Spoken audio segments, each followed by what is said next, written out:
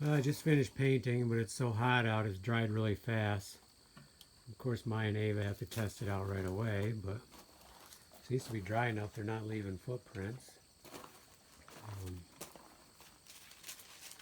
so I'm running out of time for right now.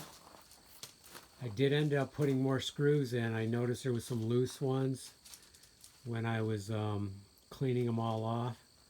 So I put more screws in and then primed everything, and we'll be ready for the accent color along the edge first and then the green, but probably not till tomorrow. Okay, gonna pack it up. Another advantage of having a separate truck for work, I can just leave the stuff in here and close the tailgate and lock it, and I'll be ready for my next task here, which I guess mainly painting, so I guess I'll be putting stuff away.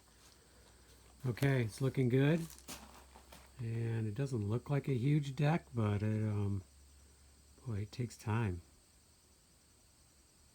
And the roof is a huge addition to